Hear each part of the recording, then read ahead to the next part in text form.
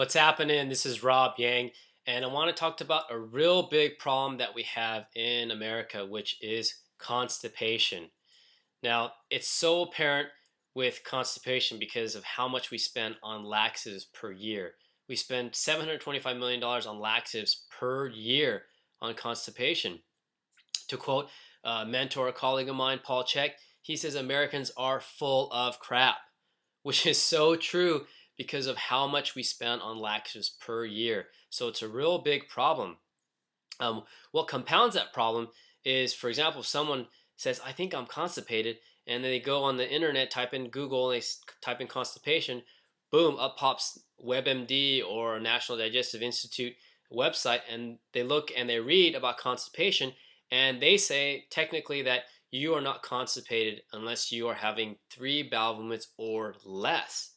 Well, in my book, you should have a bowel movement every single day.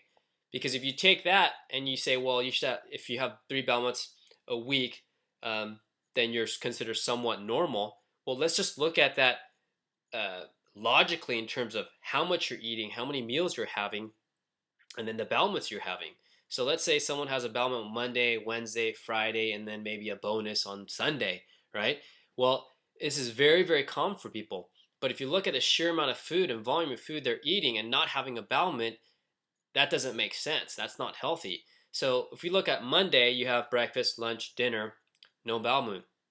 You have Tuesday comes by, you have breakfast, you have lunch, you have dinner. That's 6 meals, no bowel movement. Let's say Wednesday comes around, you have breakfast, lunch, oh, you have some coffee because that helps you move your bowel movements.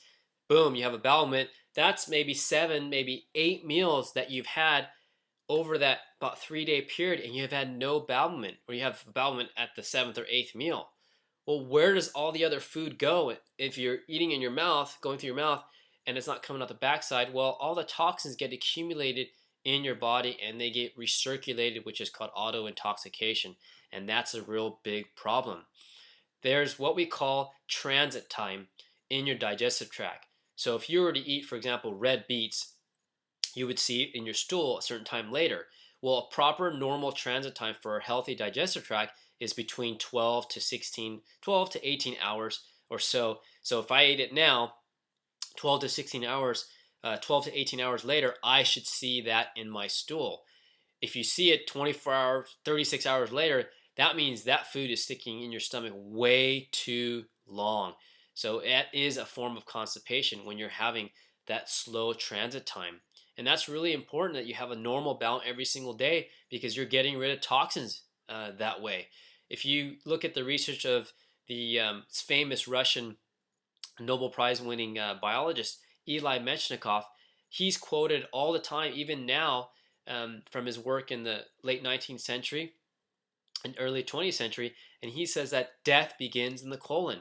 So whether you want to prevent diabetes, cancer, heart disease, you got to make sure you're moving your bowel movements every single day. Now the next question is, well, you're moving your bowel movement every single day, but are you having a proper bowel movement?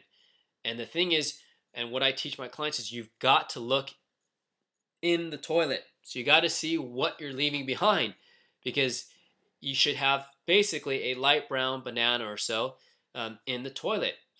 You shouldn't have rabbit poops. You shouldn't have undigested food in there. It shouldn't be dry, impacted. You shouldn't see mucus. It shouldn't be skinny snakes in there. It should be a decent sized banana in there. And that is a proper bowel movement. Also, you shouldn't see an oil spill in the toilet. That means you're not emulsifying and digesting your fats. And even if you're taking expensive fish oils and GLA or all these other flaxseed oils, you're probably not digesting your fat. So it's very important. And it just reminds me of that old scene in The Last Emperor when the emperor was a child and he has a bowel movement and they're looking at it and they're rolling it around and smelling it.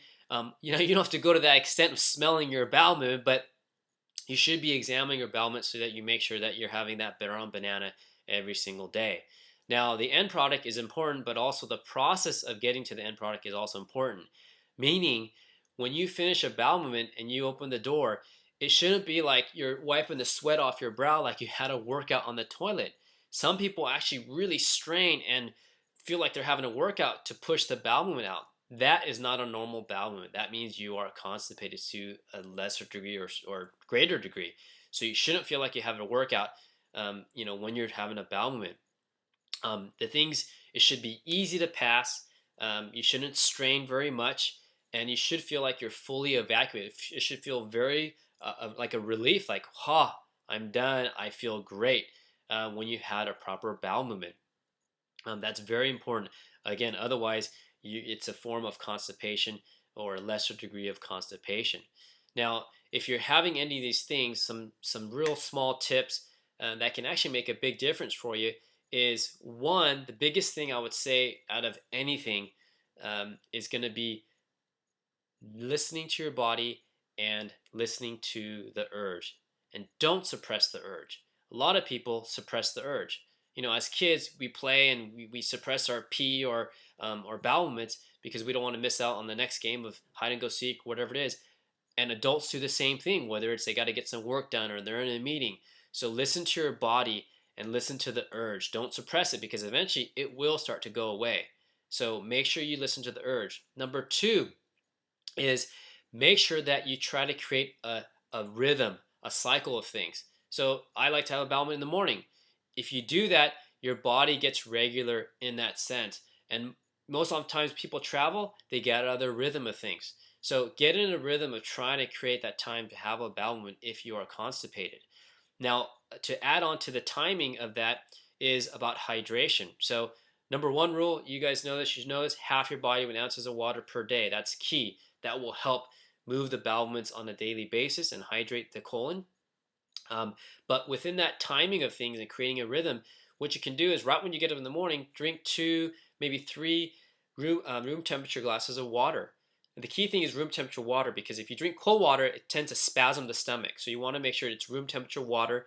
That way, it'll help absorb in the body and absorb into the colon and hydrate the colon so that you can have a proper bowel movement. That helps quite a bit with a lot of different people.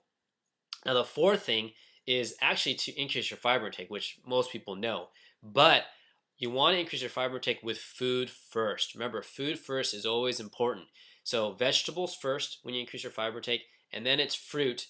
And then the last thing with fiber. Now, be careful with fiber because I find in my practice, people that try to do psyllium fiber, it's a godsend for some people. It's like their holy grail. It helps them bowel movement every single day. On the flip side, other people actually get bloated. They get actually stopped up and constipated. So you got to be careful with fiber intake. And then the last thing, the fifth thing that actually you can do is you got to move. You got to exercise. So you got to use a Swiss ball, bend over it, move around. When you start exercising and moving, you actually massage the internal organs and you massage and you move that bowel movement around. So it's very important that you do not become sedentary, or if you are, start moving around and you'll notice that your bowel movement become more regular. Now, if those 5 tips don't help you, then there's probably something else that is a factor that's causing the constipation. Maybe it's over stress. It could be food irritants. It could be an overgrowth of pathogens like bacteria, parasites, fungi, candida, you name it. If you need help with that, you can contact me through the website robertnick.net, and we can consult with you to rectify your problem and to find out why you are constipated and get to the root cause of the problem, get to the etiology of the problem. So, guys, I hope that helps you understand the concept of constipation and where we are in America, and we really need to get a hold of this problem so that people can actually have normal bowel movements so we can prevent disease in the long run.